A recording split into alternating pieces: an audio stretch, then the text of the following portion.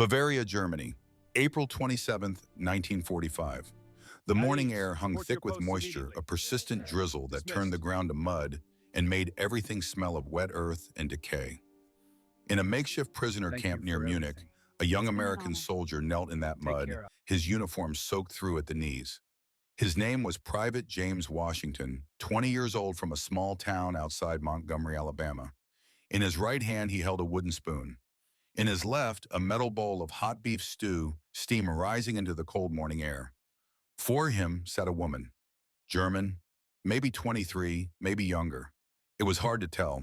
Starvation ages a person in ways that have nothing to do with time. Her cheekbones jutted sharp against skin stretched too tight.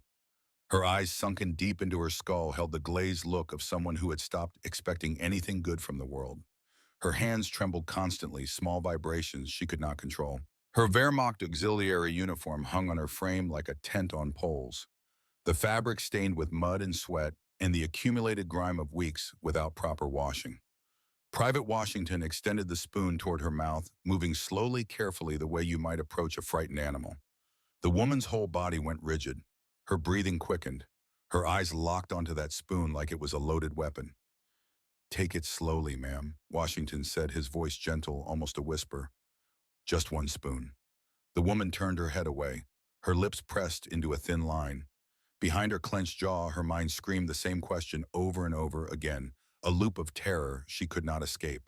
Why won't they let us feed ourselves? What are they really doing to us? She was convinced, absolutely certain, that the food in that spoon would kill her, that this kind-faced soldier with his soft voice was offering her death disguised as mercy, and she was completely, utterly wrong. This is the story of how Catherine Weber came to believe that American kindness was the most dangerous thing in the world, and what happened when she discovered the truth. If you or someone you know served in the final days of World War II, this story will shake you to your core, because sometimes the enemy is not who you think it is. Sometimes propaganda runs so deep, it makes you fear the very people trying to save your life. And sometimes the greatest act of patriotism is showing mercy to those who have none left to give. 3 months earlier, Catherine Weber had been a different person. Not physically, not in any way you could see from the outside. But inside, where belief lives and shapes everything, she had been someone who still thought the world made sense. January 1945. Munich. The city was dying but would not admit it yet. Every night, the air raid sirens wailed their warnings.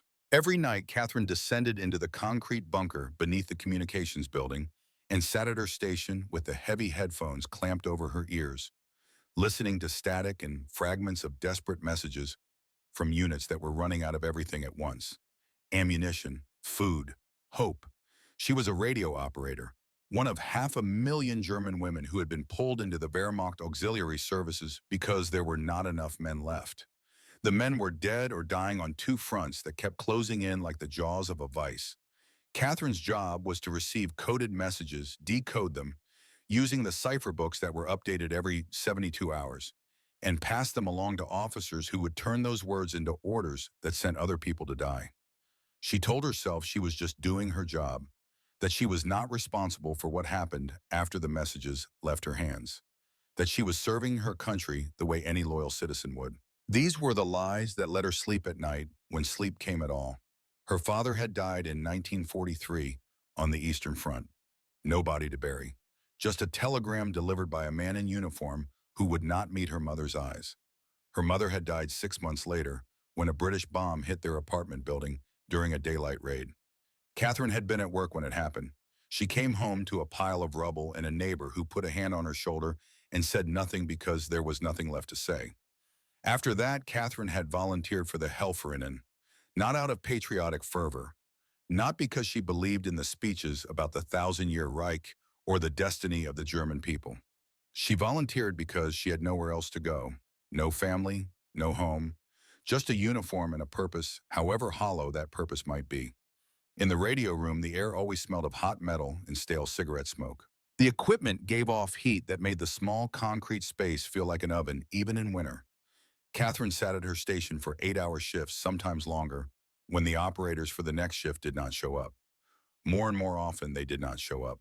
People were disappearing, not taken, not arrested, just gone. slipping away into the chaos trying to get west before the Russians came.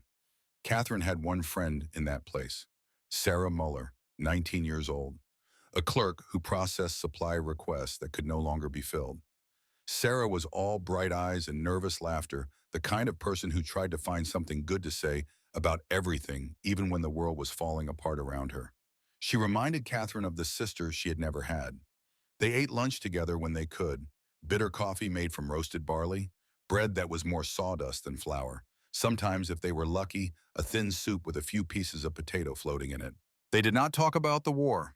They talked about small things. A book Sarah was reading, a song Catherine remembered from before, the weather, anything except the truth that was closing in from all sides. The propaganda had been relentless. For months, for years, Catherine and Sarah and every other German citizen had been told what would happen if the Allies won. Radio broadcasts described atrocities. Posters showed American and British soldiers as monsters with blood dripping from their teeth. The message was clear and constant. Surrender meant suffering. Capture meant death or worse. They were told that American soldiers would rape and murder German women, that the British would burn cities to ash out of pure hatred, that the Russians would make everyone wish for death before they granted it. The stories about the Eastern Front were real enough. Catherine had heard them from soldiers passing through Munich. Women impaled on bayonets, children shot in the streets, entire villages erased. Whether those stories were true or exaggerated did not matter. They felt true, and they made everything else feel true too. In March, Catherine's commanding officer had called all the women together in the main hall.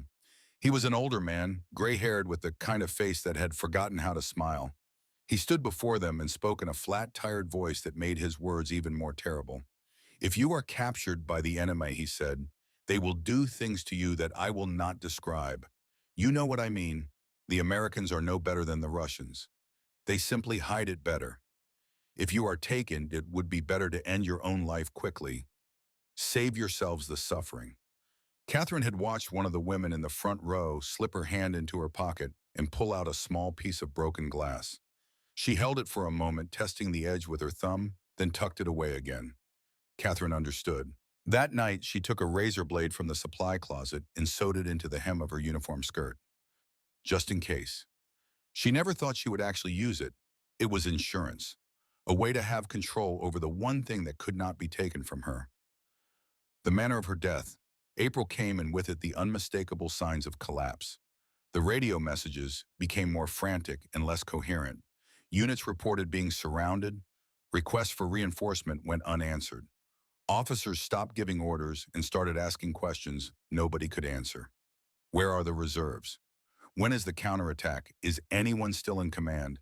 Hitler's death was announced on the radio. Solemn music, a speech about heroic sacrifice. But everyone knew the truth before it was spoken aloud.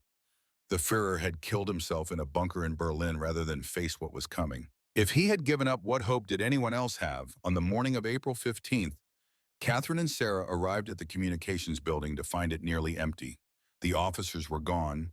Most of the male soldiers were gone. The vehicles were gone. Just 47 women remained standing in the cold dawn light, looking at each other and waiting for someone to tell them what to do next. Nobody came. They had no food. The supply depot had been emptied in the night. They had no orders. The chain of command had dissolved like sugar in rain. They had no transportation, no communication with any higher authority. They were alone.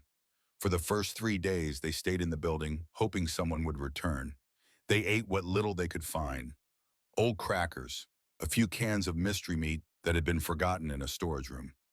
Sarah found a bag of oats meant for horses, and they divided it up, chewing the raw grain until their jaws ached. On the 4th day, they heard American tanks in the distance. The sound was unmistakable, a low rumble that you felt in your chest before you heard it with your ears. Some of the women wanted to run, others wanted to stay and surrender. Catherine did not know what she wanted. She was too tired and too hungry to make decisions anymore. By the 7th day, they were starving. Not the kind of hunger that makes your stomach growl, the kind that makes you weak and confused and desperate. Catherine's hands shook so badly she could barely hold anything. When she stood up too quickly, the world tilted and went dark at the edges. Sarah had stopped talking. She just sat against the wall with her eyes half closed, conserving energy she did not have. Catherine chewed on the leather strap of her equipment bag. It gave her something to do with her mouth. It made her feel like she was eating, even though she was not. She knew it was pointless, but she could not stop. Her body demanded the ritual of consumption, even when there was nothing to consume. On the 8th day, they heard voices outside the building. Loud. American accents shouting in broken German. The women huddled together in the main room, holding each other, shaking. This was it. The moment they had been warned about. The moment when everything would become as terrible as they had been told it would be. Catherine closed her eyes and thought about the razor blade in her hem. She could feel it there. A small weight. A promise. If they tried to hurt her, she would use it. She was ready to die. She was not ready for what actually happened. The door opened. American soldiers came in with their rifles held ready but not aimed. They looked around the room at the starving women and their faces changed. Catherine saw surprise.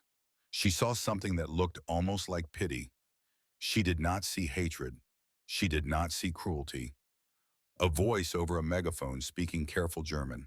You are now under American protection. Medical assistance is coming. Do not be afraid. Catherine did not believe it. This had to be a trick, a psychological tactic. They were lulling the women into a false sense of security before the real horror began. That was the only explanation that made sense. The soldiers left. The women sat in silence waiting. An hour passed, then another. Nothing happened. No violence. No screaming. Just silence. Then trucks arrived. American medics started setting up a field hospital in the building next door. Catherine watched through the window as they unloaded crates of supplies. Bandages, medicine, food. So much food. The smell drifted through the broken windows. Meat, bread, coffee. Real coffee, not the roasted grain substitute they had been drinking for years. Catherine's stomach clenched so hard it hurt. Her mouth flooded with saliva, but the fear was stronger than the hunger. This was bait. This had to be bait. Sergeant William Cooper had been a medic for 3 years.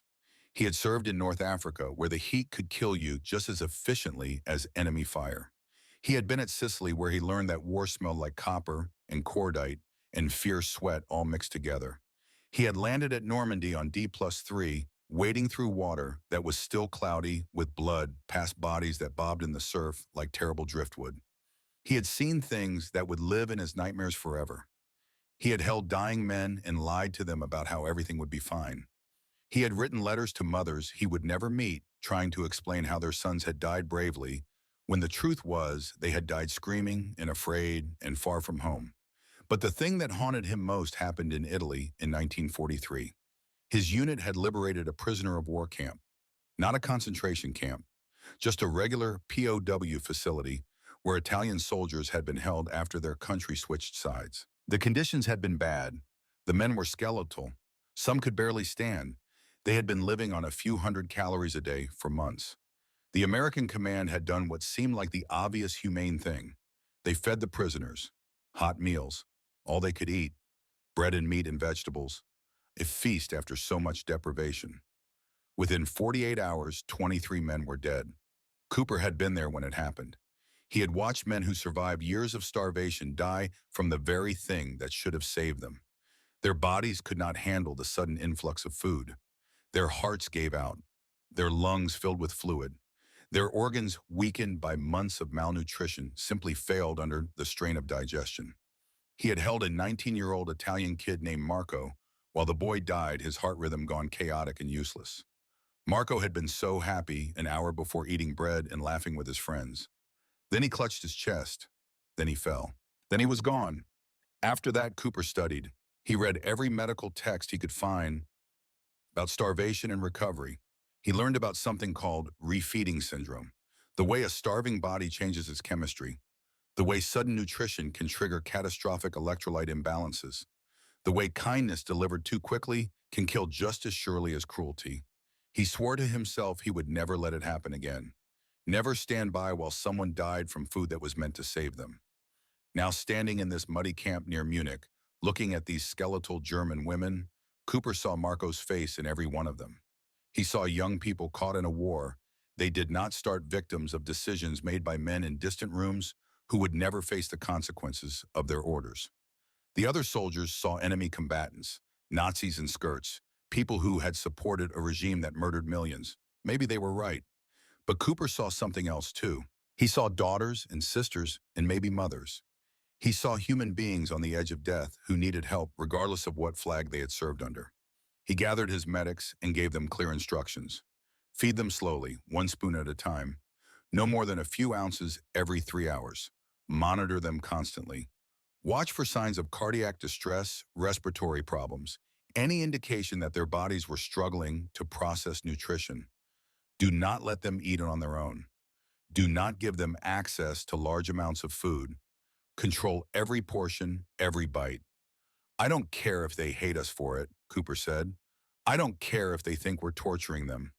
We're keeping them alive. That's all that matters. Private Washington had volunteered for this duty. Some of the white soldiers did not want to get that close to German prisoners, especially not German women. There were too many complicated feelings mixed up in that. Anger at what Germany had done. Discomfort with showing kindness to the enemy. A vague sense that getting too personal would somehow betray the men who had died fighting them. Washington did not see it that way. He had grown up in Alabama where he was not allowed to eat at the same lunch counter as white people, where he could not drink from the same water fountain or use the same bathroom, where his father had been beaten by police for looking at a white woman the wrong way. Washington knew what it felt like to be seen as less than human. He would not do that to anyone else, enemy or not. So now he knelt in the mud with a bowl of stew and a spoon, trying to convince a terrified German woman that he was not trying to kill her. Catherine looked at the American soldier kneeling in front of her. He was young, black. She had never seen a black person in real life before. The propaganda had told her that black American soldiers were especially brutal. Savages, the posters said. Animals. She looked at his face and saw none of that. She saw patience. She saw something that looked almost kind. He held out the spoon. Steam rose from the stew. The smell made her dizzy with longing. Beef, carrots, onions, flavors she had forgotten existed. Her stomach cramped painfully, demanding she eat, now eat anything. But her mind screamed louder. This is how they do it. Poison delivered with a smile. Death disguised as charity. She turned her head away. The soldier did not force her. He just waited. The spoon still extended, his expression patient. Then he did something that shocked her. He brought the spoon to his own mouth and ate it, right in front of her.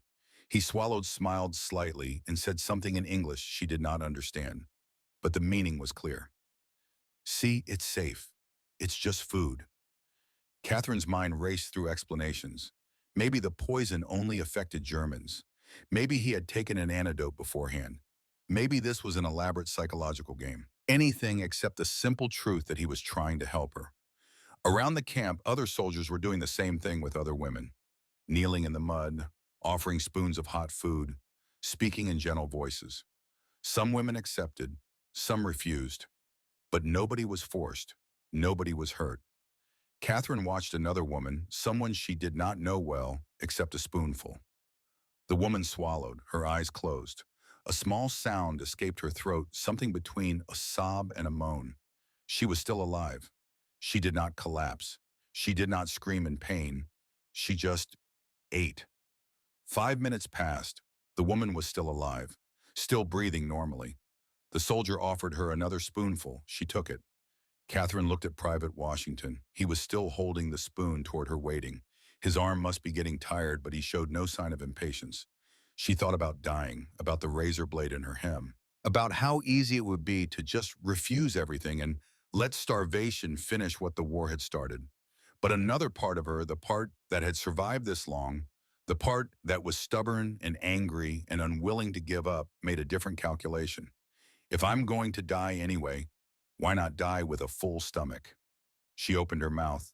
Washington carefully placed the spoon between her lips. Catherine closed them around the smooth wood. The liquid touched her tongue and her whole world exploded into sensation. Warm, salt, fat, meat, the taste of something that was not stale bread or raw oats or leather. Actual food, real food, food that had been cooked with care and seasoned and meant to nourish rather than barely sustain. She swallowed. The warmth traveled down her throat and into her stomach. For one brief, perfect moment, she forgot to be afraid. Then reality crashed back. She had swallowed it. The poison, if there was poison, was inside her now. There was no taking it back. Her body went rigid. She waited for the pain, for the burning, for her heart to stutter and stop, for whatever terrible thing was supposed to happen next. Nothing happened. Washington was saying something, the same two words over and over. She did not speak English, but she could hear the tone. Gentle, encouraging, trying to calm her. He offered another spoonful.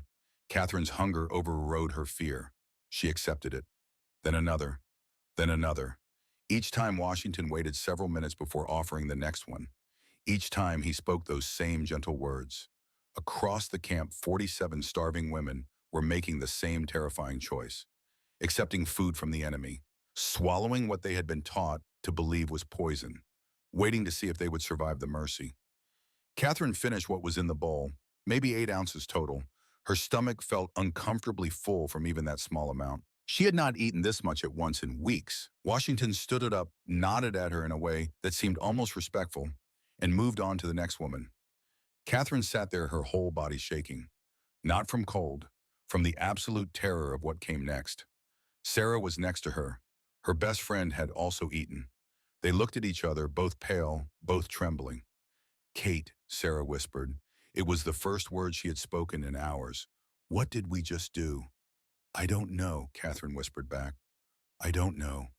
They waited. 30 minutes passed. Catherine counted every heartbeat, waiting for the rhythm to change, waiting for the pain, waiting for the darkness.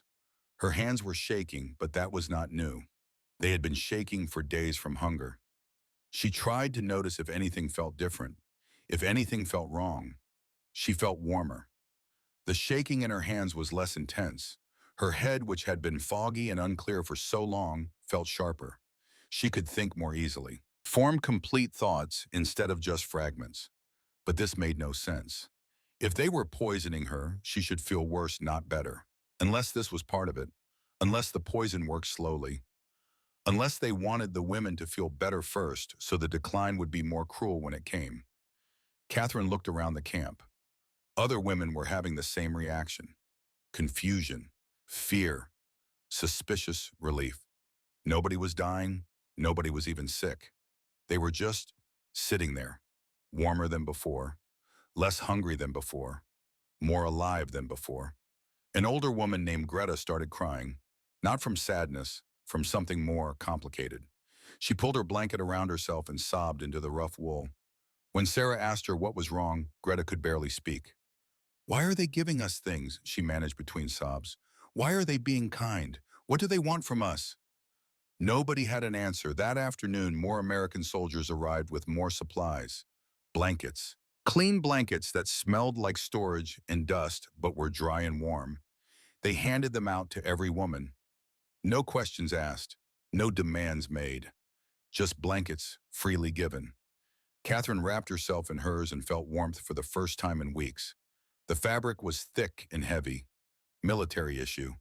The kind of thing that was supposed to keep American soldiers alive through European winters. And now it was keeping her alive instead. She thought about the propaganda, about everything she had been told, about the monsters who were supposed to torture and kill German women. She looked at the young black soldier who had fed her, now handing out blankets to other prisoners with the same patient kindness. She looked at the medic supervising everything, an older man with tired eyes who checked on each woman like he actually cared if they lived or died. For the first time since the Americans arrived, Catherine allowed herself to wonder something dangerous. What if everything I have been told about these people is a lie? But she was not ready to believe it yet, not completely, because the alternative was too enormous. If the Americans were not the monsters she had been taught to fear, then who were the real monsters? And what did that say about everything she had believed, everything she had done? That night, Catherine lay wrapped in her American blanket, listening to the sounds of the camp. Guards talking quietly in English. Someone laughing. A radio playing music somewhere, something soft and sad. She thought about the razor blade in her hem. She had not needed it today. Maybe she would not need it tomorrow either. But she kept it there anyway, just in case. because tomorrow the Americans would come back with more food. Tomorrow she would have to make the same choice again, accept help from the enemy, trust the people she had been taught never to trust, believe that kindness could be real even when it came from the wrong side. Tomorrow would bring new fears, new questions, and slowly, terrifyingly new possibilities that Catherine was not yet ready to face. Morning came slowly to the camp. Catherine had not slept. She had spent the night in a state between waking and dreaming, her body exhausted, but her mind racing through scenarios of what would happen when the poison finally took effect.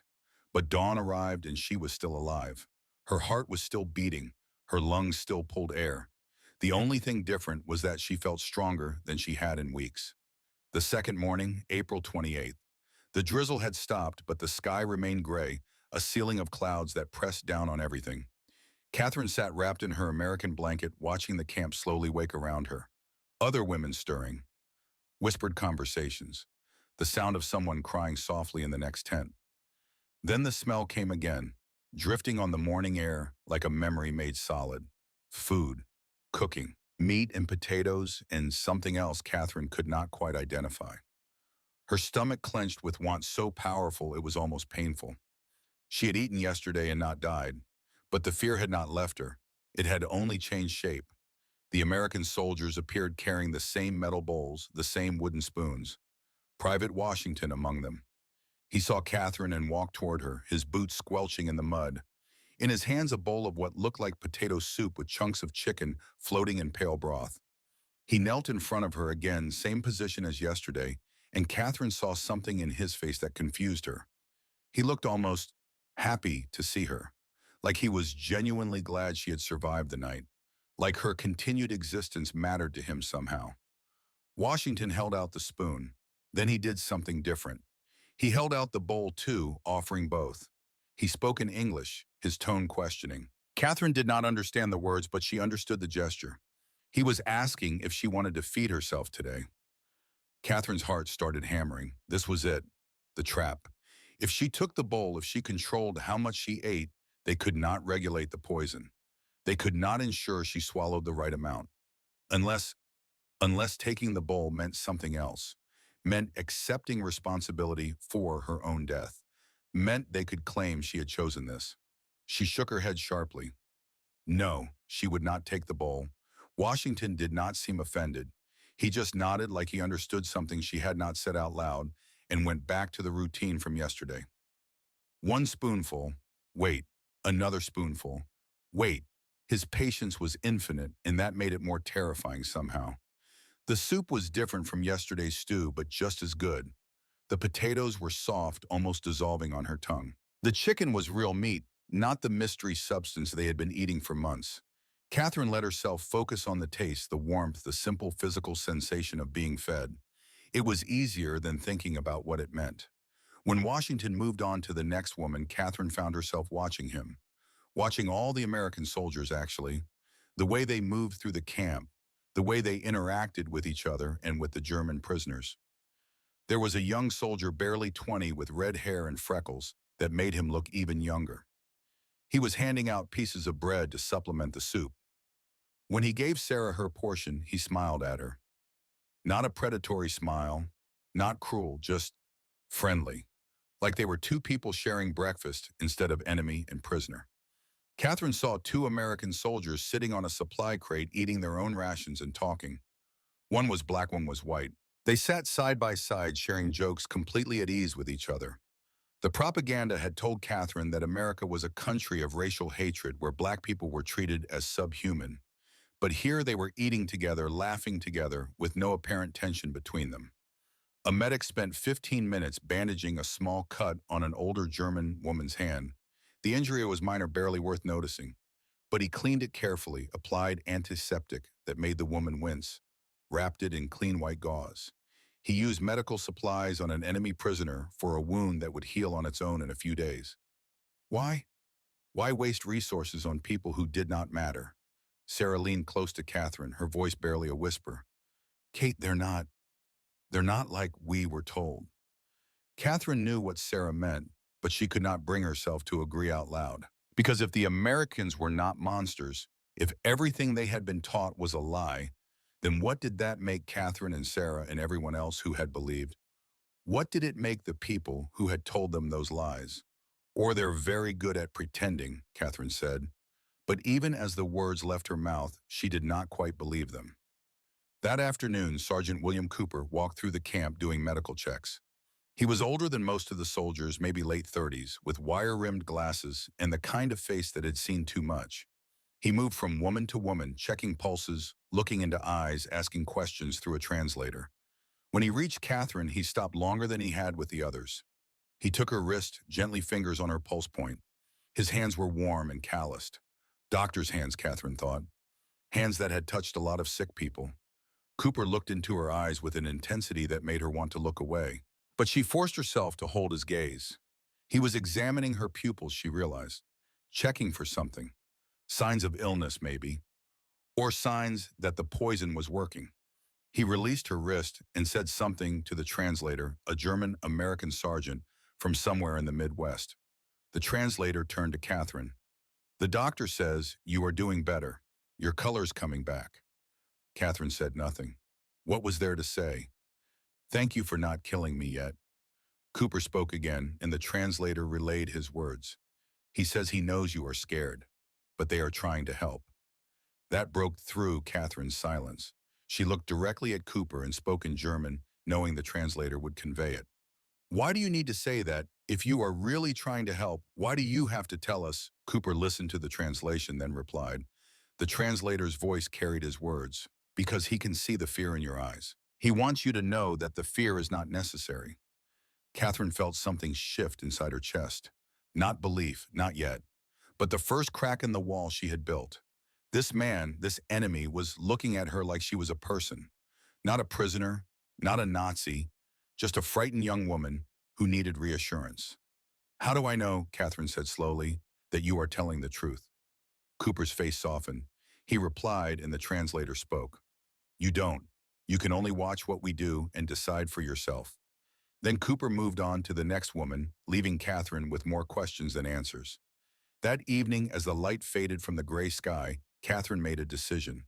She stood up, wrapped her blanket around her shoulders like armor, and walked across the muddy ground to where Sergeant Cooper sat outside the medical tent writing in a notebook. She stood there until he looked up. When he saw her, surprise crossed his face, followed quickly by something that might have been approval. He gestured to a wooden crate nearby, indicating she should sit. The translator appeared summoned by some invisible signal. Catherine sat. Cooper waited. The moment stretched out, filled only with the sound of distant voices and the scratch of Cooper's pen on paper as he finished whatever he was writing. Finally, Catherine spoke. Her voice came out stronger than she expected. "Why are you feeding us this way, one spoon at a time? Why not just give us the food?" Cooper set down his pen. He looked at her with those tired, intelligent eyes and spoke carefully. The translator kept pace with his words. "Because if you eat too much too quickly after starving, it can wait." Catherine felt like the ground had shifted beneath her. "Kill us from eating." "Yes," Cooper said through the translator. "Your body forgets how to handle food. Your heart can fail. Your lungs can fill with fluid. Your organs can shut down. It happens within hours." Catherine's mind was racing. This made no sense. Food was supposed to sustain life, not end it, unless this was a more elaborate lie. Unless he was trying to justify the slow poisoning by claiming it was for their own good. "I don't understand," she said. Cooper leaned forward, his elbows on his knees, his hands clasped together. He spoke slowly, making sure each word was clear. "In 1943, we liberated a prisoner camp in Italy. The men there had not eaten properly in months. We gave them all the food they wanted, hot meals, bread, everything. We thought we were helping them." He paused. Something painful crossed his face. "Within 2 days, 23 of them were dead." Catherine's breath caught. Sarah had followed her and was standing nearby listening. Other women had gathered, too drawn by the conversation. Everyone was silent. "Their hearts stopped," Cooper continued. "Their lungs filled with fluid. Their bodies could not handle the sudden food. I was there. I watched them die. I held a 19-year-old boy while his heart gave out. He had been so happy an hour before, eating, laughing, then he was dead. The translator's voice shook slightly as he conveyed this. Since then, Cooper said, every American medic learns this. When you find starving people, you feed them slowly, very slowly, one spoon at a time. You control every portion. You monitor them constantly. It is not punishment. It is not control for its own sake. It is the only way to keep them alive. Catherine felt something crack inside her chest, not her ribs, something deeper, something that had been holding up her entire understanding of the world. That is why, she whispered, that is why you will not let us eat on our own. Yes, Cooper said simply. The women stood in silence. Catherine looked at Sarah and saw tears running down her friend's face. Not from sadness, from the terrible weight of understanding. All this time, all this fear. They had thought the Americans were poisoning them with kindness. They had thought the careful, controlled feeding was part of some cruel plan, when the truth was exactly the opposite. The Americans were keeping them alive, protecting them from the very food that should save them. You were trying to help us, Catherine said. It was not a question. It was the sound of a belief system collapsing. The whole time, you were trying to save us. Yes, Cooper said again. An older woman named Greta stepped forward. She was shaking. We thought you were killing us. We thought you were going to kill us with the food. Cooper looked at her with such sadness that Catherine had to look away. Through the translator, he said, I know. We could see it in your faces, but we could not let you die, even if you hated us for helping you. Another woman, Maria, asked the question they were all thinking. Her voice was barely audible. Why would you care? We are your enemy. Cooper was quiet for a long moment. When he spoke, his words were simple, but they carried a weight that made Catherine's throat tight. Because you are human beings. Because you are somebody's daughter, somebody's sister, maybe somebody's mother. The war is over. You lost. But that does not mean you deserve to do. That is not what America stands for. The silence that followed was absolute. 47 German women stood in a muddy prison camp and heard an American soldier tell them that their lives had value, that their humanity mattered even in defeat, that kindness was not a trap but a principle. Catherine thought about the propaganda posters, the radio broadcast warning of American brutality, the officer who had told them to kill themselves rather than be captured. All of it lies, all of it designed to make them afraid of the very people who would show them mercy. She thought about the regime she had served, the messages she had transmitted, the orders she had helped carry out. What had those orders led to? What had she been part of without knowing or without wanting to know? The women dispersed slowly, each lost in her own thoughts. Catherine and Sarah walked back to their tent without speaking. What was there to say? Everything had changed and nothing had changed. They were still prisoners, still defeated, still uncertain of what came next. But the fear had transformed into something else, something Catherine did not have a name for yet. That night, Catherine reached down and felt for the razor blade in her hem. Her fingers found the small, hard shape through the fabric. She had kept it there as insurance, as a final act of control in a world that had taken everything from her. She pulled out a small sewing kit she had kept in her pocket. Carefully, she unpicked the stitches, holding the blade in place. The metal fell into her palm, small and sharp and completely unnecessary now. Catherine walked to the edge of the camp where the fence met the mud. She threw the blade as far as she could. It disappeared into the darkness without a sound. She did not need it anymore. For the first time since the war began, she was not planning how to die. She was thinking about how to live. The next morning brought more changes. Day 3 in American custody. The women were told they could wash, really wash, not just wipe themselves down with cold water and a rag. The Americans had set up a shower facility. Hot water, they said. Soap. Privacy. Catherine stood in line with the others, still not quite believing it could be true. Hot water was a luxury from another life. From before the war. From when the world made sense. Rumors spread through the line. A woman from another section of the camp said she had already bathed. She described it in hushed, almost reverent tones. Real soap, clean towels, water hot enough to steam. Catherine listened and tried not to hope too much. Hope was dangerous. Hope led to disappointment, and disappointment could break you when you were already this fragile. But when Catherine's turn came, and she stepped into the canvas enclosure, and a female American nurse showed her how to work the simple shower controls. When the water came out hot and clean and endless, she understood that some things were too real to be tricks. Catherine stood under the spray and let the water run over her head, down her back, washing away weeks of accumulated dirt and fear. She used the soap, which smelled like lavender, a scent she had not experienced since her mother's garden before the bombs. She scrubbed her skin until it was pink and clean. She washed her hair 3 times, working the soap through tangles that had become permanent fixtures. The water at her feet ran brown at first, then gray, then finally clear. She watched the dirt of the war spiral down the drain and felt something inside her start to loosen. Not heal, not yet, but loosen enough to breathe. She thought about what the Americans could have done. They could have left the women filthy. They could have treated them like animals. They could have taken away every shred of dignity along with their freedom. Instead, they gave them soap and hot water and privacy. They gave them the chance to feel human again. When Catherine emerged wrapped in a clean towel, her skin pink from heat and scrubbing, Sarah was waiting. Her friend's eyes were red from crying. "I forgot," Sarah whispered. "I forgot what it felt like to be clean." They were given fresh clothes. Not new, not their own, but clean, laundered. The fabric smelled like soap and sunshine. Catherine dressed slowly, savoring the feeling of clean cloth against clean skin. It was such a small thing, but after so long with nothing small, things became enormous. That afternoon, Catherine saw Sarah talking to one of the American soldiers. Not Washington, a different one. He was showing her pictures from his wallet. His family, Catherine realized. Wife, 2 little girls. Sarah was smiling, actually smiling. When had Catherine last seen her friend smile? The soldier said something and Sarah laughed. A real laugh, surprised out of her by whatever joke he had told.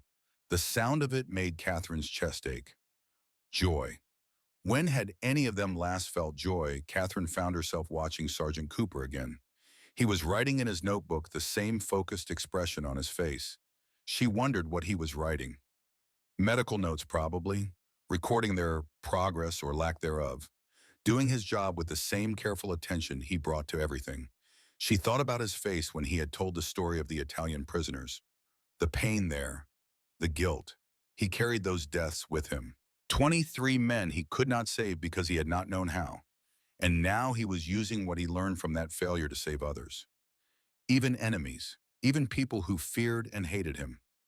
What kind of man did that? What kind of country produced men like that? Cooper looked up and caught her staring. For a moment, their eyes met across the muddy space between them. He nodded slightly, a gesture of acknowledgement. Catherine nodded back.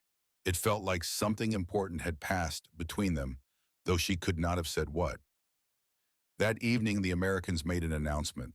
Through translators, they told the women that soon they would be released, sent back to their homes or what was left of their homes. The war in Europe was officially over. Germany had surrendered unconditionally. There would be no more fighting. The women received this news in silence.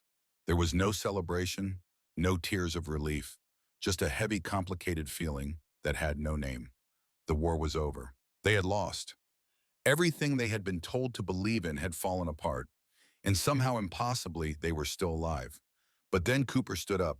He looked uncomfortable, like he did not want to say what he was about to say, but felt he had to anyway. Through the translator, his words reached them. "There is something else you need to know, something we have learned as we have moved through Germany." He paused, the silence stretched. "We have been finding camps, not prisoner of war camps, different camps, places where the Nazi regime imprisoned and murdered civilians, Jews, Roma, political prisoners, disabled people. Millions of them." Catherine felt ice forming in her stomach. Cooper continued, his voice flat, factual, like he was reading a medical report. "The camps had gas chambers disguised as showers, crematoriums, mass graves, evidence of systematic industrial-scale murder." He looked at the women. His expression was not angry. It was worse than angry. It was tired and disappointed in humanity itself. "I am telling you this not to punish you, not to make you feel guilty, but because you need to know. You need to see what the regime you served was actually doing." He had photographs. He did not force anyone to look, but he left them on a table where anyone who wanted could see. Catherine made herself look. She owed that much, to look, to see, to witness. The images were worse than anything her imagination could have produced. Skeletal bodies stacked like cordwood, children's shoes piled in vast warehouses, gas chambers with scratch marks on the walls where people had tried to claw their way out. Catherine looked until she could not look anymore. Then she walked away and vomited into the mud. Sarah was beside her, also sick, also shaking. Around them, other women were having the same reaction. Horror, denial, the desperate wish to unsee what had been seen. This was the regime Catherine had served. These were the people she had helped, however indirectly, with every message she transmitted, every order she relayed. She had not known. But should she have known? Were there signs she ignored, questions she did not ask because she was afraid of the answers? That night, no one slept. The women gathered in small groups, speaking in hushed voices, sharing what they had seen, what they had heard, what they should have noticed. Greta had once seen trains passing through Munich, cattle cars packed with people, but she had told herself they were being relocated. Maria had heard rumors about camps, but dismissed them as enemy propaganda. Everyone had a story of something they had seen or heard and chosen not to investigate further. Everyone had been complicit in some small way through their silence, their willingness to believe comfortable lies instead of uncomfortable truths. Catherine sat with Sarah, both of them wrapped in their American blankets, and felt the full weight of what it meant to have been on the wrong side. Not just the losing side, the evil side. "What do we do now?" Sarah whispered. "How do we live with this?"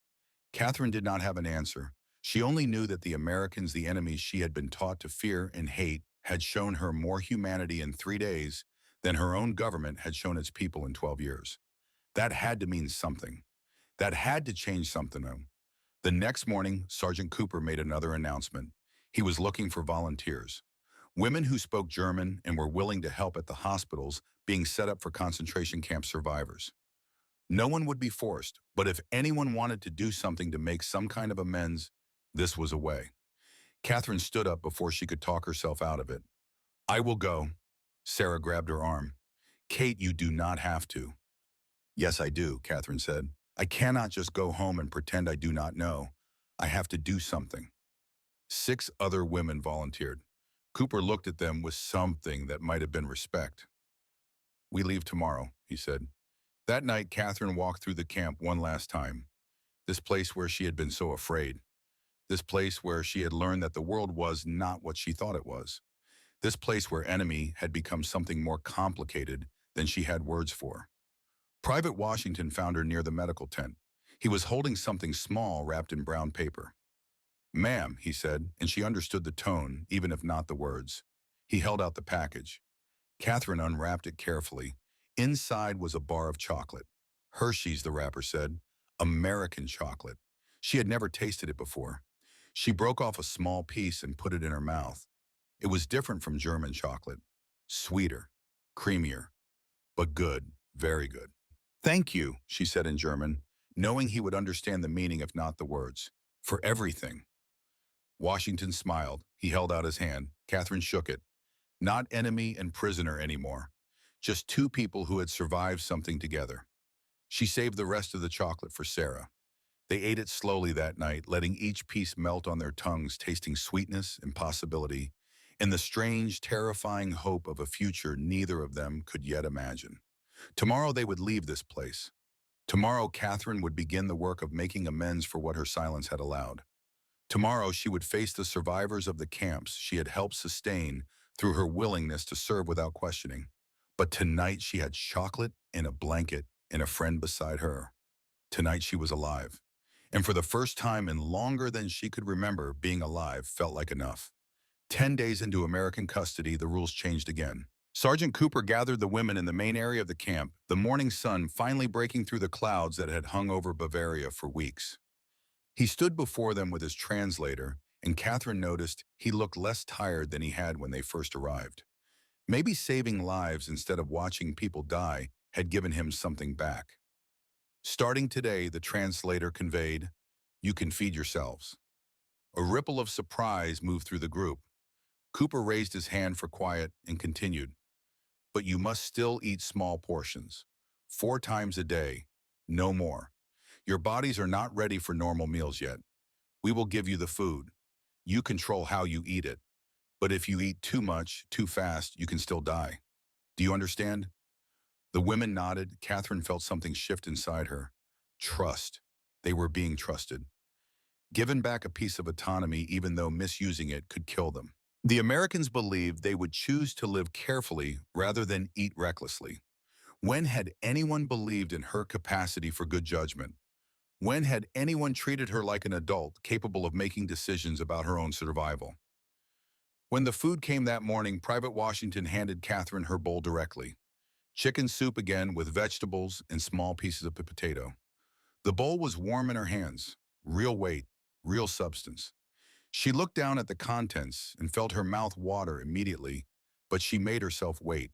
She lifted the spoon slowly, brought it to her lips, tasted, swallowed. The soup was good, seasoned with herbs she could not identify. She wanted to consume it all at once, fill the emptiness that still lived in her stomach despite 10 days of careful feeding. But she remembered Cooper's warning. She remembered the story of the Italian prisoners. She ate one spoonful, put the spoon down, waited. Sarah sat beside her doing the same thing. They had developed a rhythm. Eat, wait, breathe, eat again, making the small portion last, giving their bodies time to process, choosing life over the immediate gratification that could kill them. "It tastes better when we feed ourselves," Sarah said quietly. Catherine understood what she meant. The food had not changed, but the experience of eating it had transformed completely. This was not sustenance delivered to a prisoner. This was a meal consumed by a person with agency. The difference was everything. Around them, other women were having the same realization. Greta was crying again, but this time the tears seemed different, lighter somehow. Maria smiled as she ate a small expression of simple pleasure that looked strange on a face that had been so grim for so long.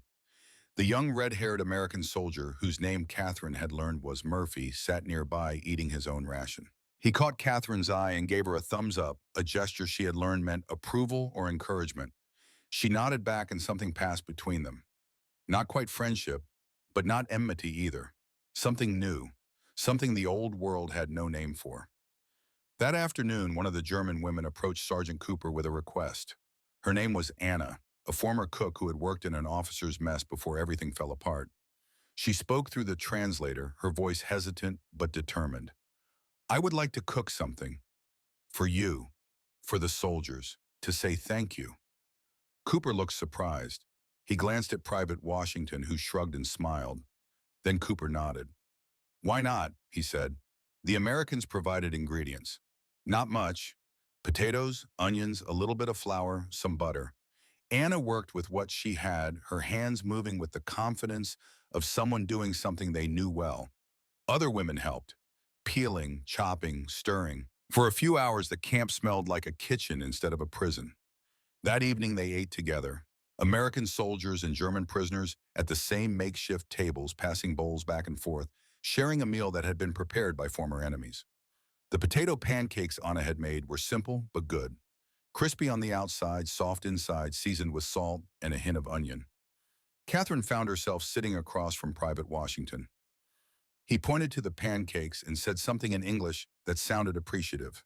She did not need translation for the smile on his face or the way he reached for a second helping.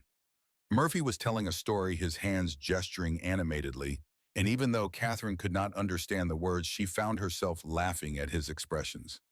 Sarah was laughing too. So was Maria. When had laughter come back? When had it become possible to find anything funny in this world of mud and defeat? Sergeant Cooper sat at the edge of the gathering, watching everything with those tired, intelligent eyes. Catherine saw him writing in his notebook again, pausing occasionally to eat, always observing, always documenting, bearing witness to this strange moment of humanity in the aftermath of inhumanity.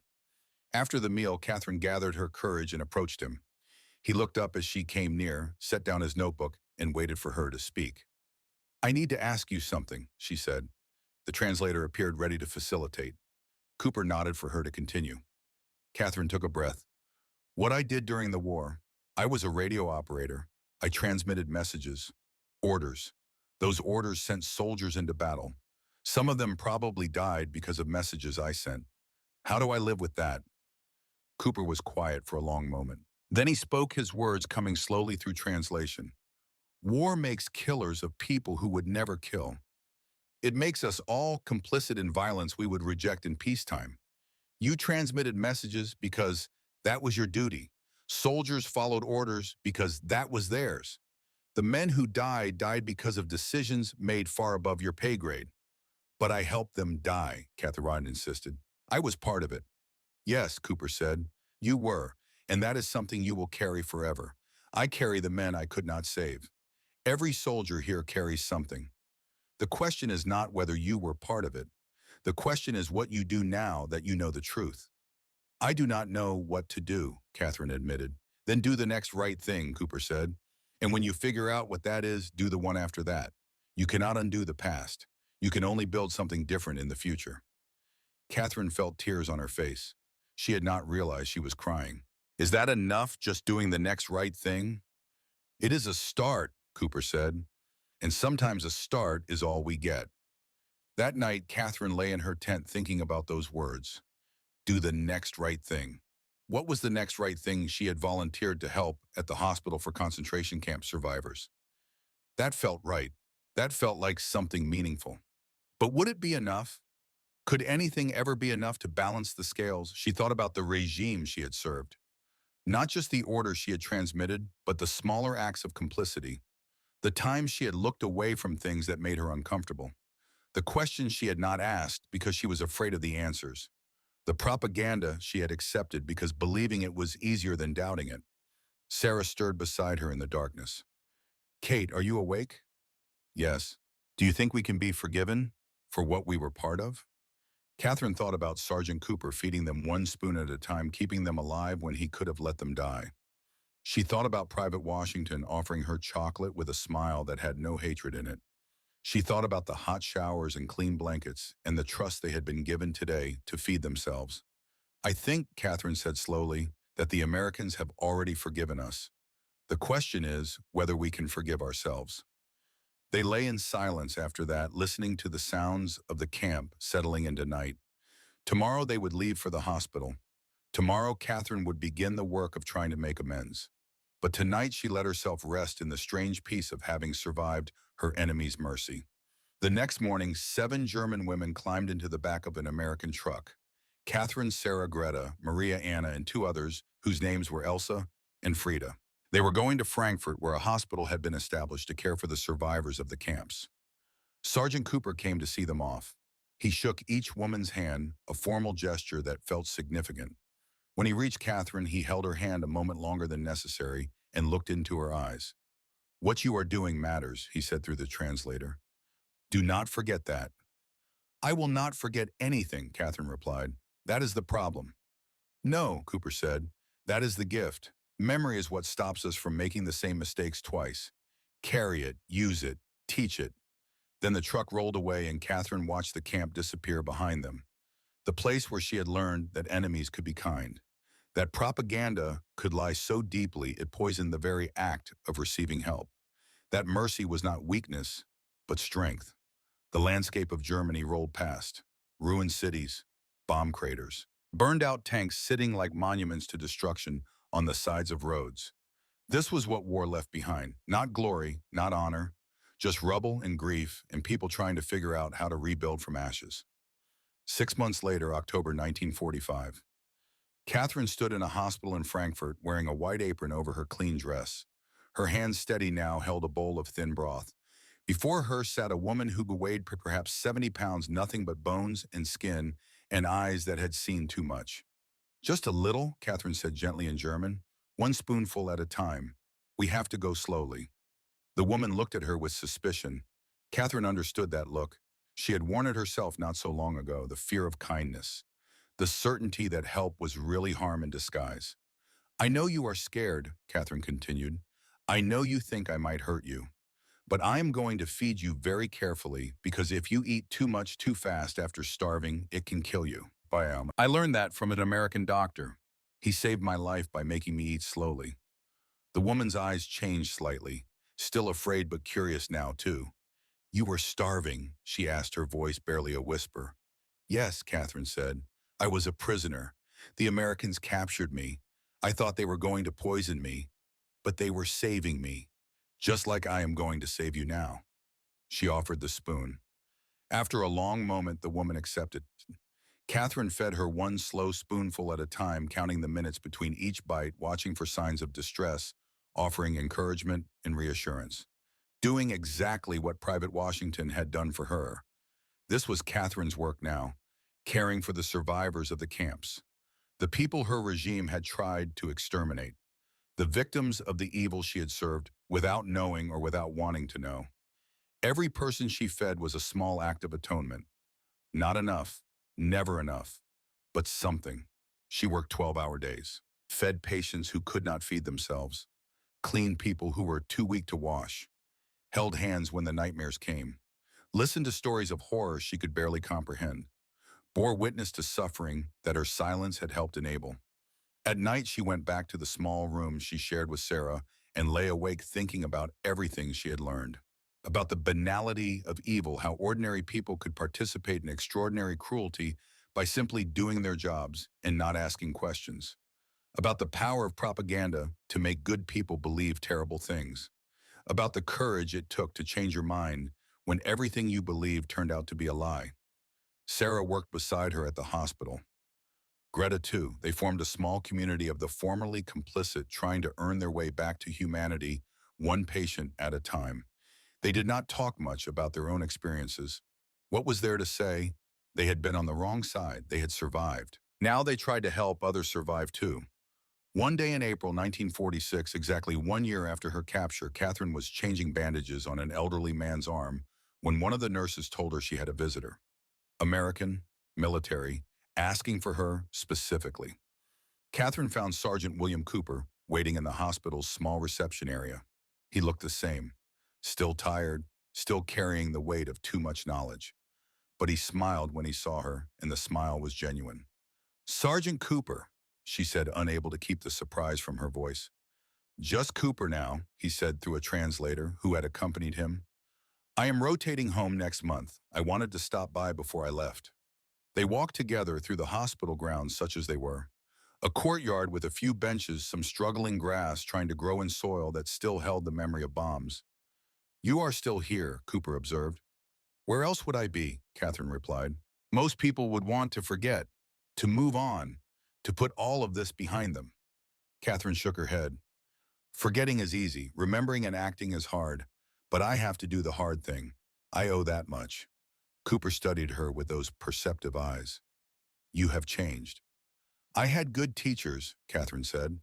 "An American sergeant taught me that mercy is not weakness. A young private from Alabama taught me that kindness has no nationality. Together, they taught me that being human matters more than being right." They sat on one of the benches. Cooper pulled out his notebook, the same battered journal he had carried in the camp. "I have been documenting everything," he said. "The camps we liberated, the prisoners we saved, the mistakes we made, and how we learned from them. I am writing a manual on treating severe malnutrition. It will go into the Army medical curriculum, so other medics do not have to watch people die like I did in Italy." "You are saving people you will never meet," Catherine said. "People in future wars, future famines. That matters." "What you are doing matters too," Cooper replied. "You could have gone home, tried to forget, built a quiet life and never thought about any of this again. Instead, you chose to face it, to help the very people your government tried to destroy. That takes courage." Catherine felt tears threatening. "I do not feel courageous. I feel guilty and angry and sad. Every day." "Good," Cooper said, and his voice was gentle.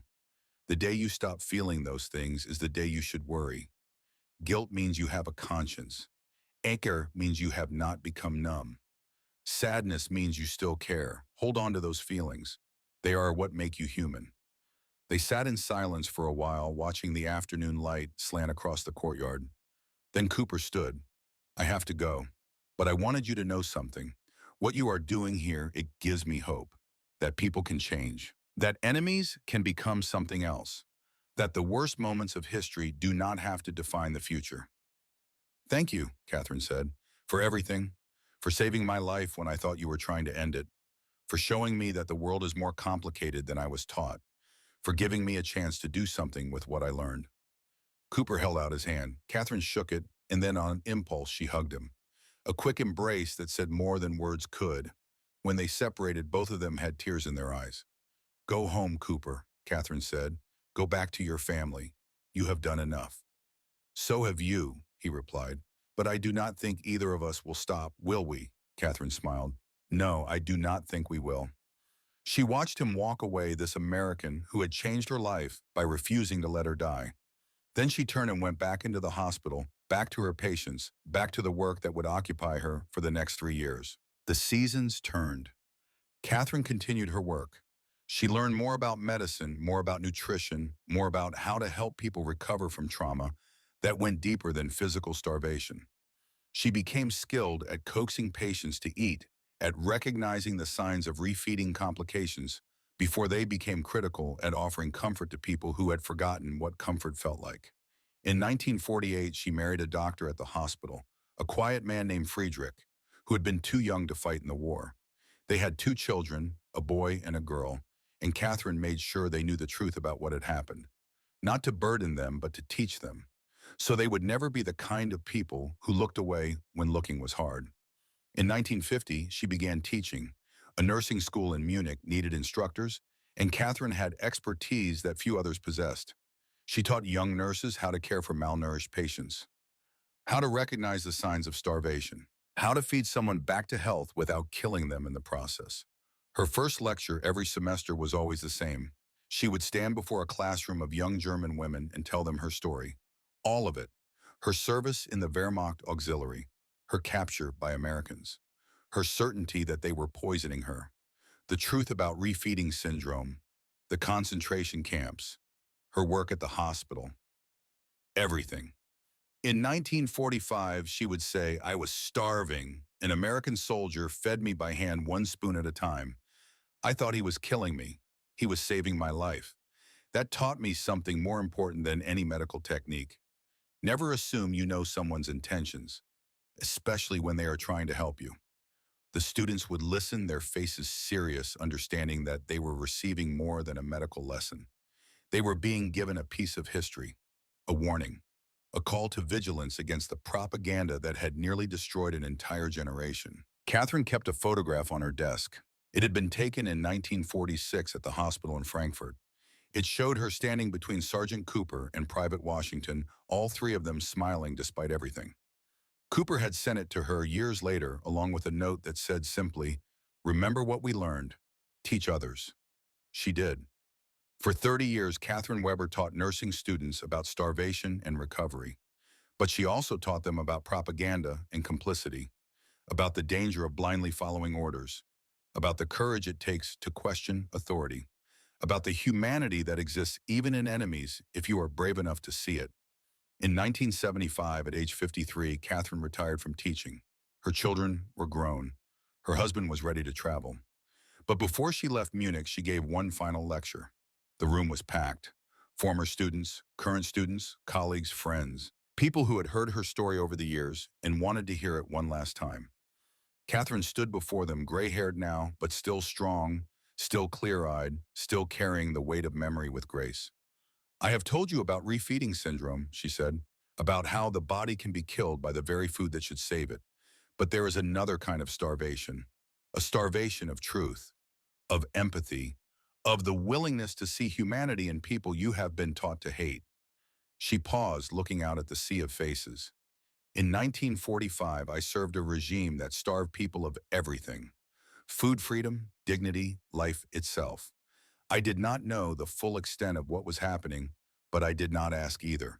I chose ignorance because knowledge was frightening. That choice makes me complicit.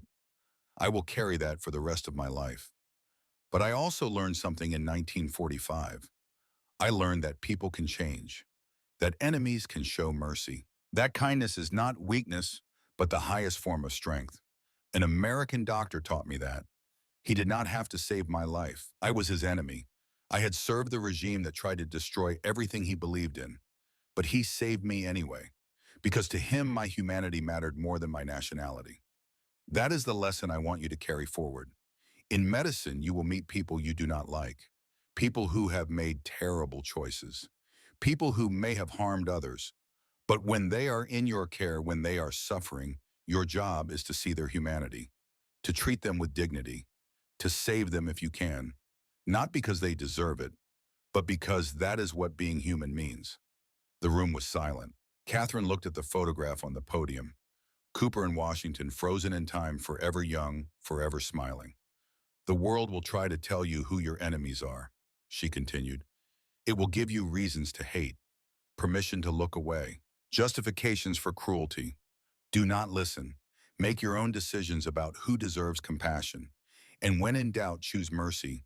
It is harder than hatred, and it requires more courage. But it is the only thing that stops history from repeating its worst moments. I was fed by enemies who became teachers. I was shown mercy by people I had been taught to fear. That mercy changed everything. It can change you too. It can change the world. One spoonful at a time. When she finished, the applause went on for several minutes. But Catherine barely heard it. She was thinking about a muddy camp in Bavaria, a wooden spoon, a bowl of soup, the moment when everything she believed shattered and something truer took its place.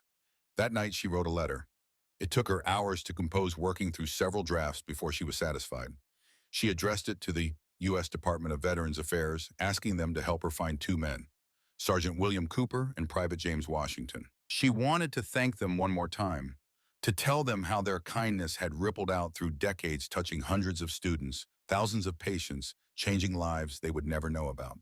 She never got a response, but that was all right. She had said what needed saying, the letter existed, the gratitude existed, the legacy of their mercy continued. Catherine Weber died in 1998 at age 76. Her funeral was attended by more than 300 people, former students, patients she had cared for, colleagues, family, people whose lives she had touched in ways both large and small.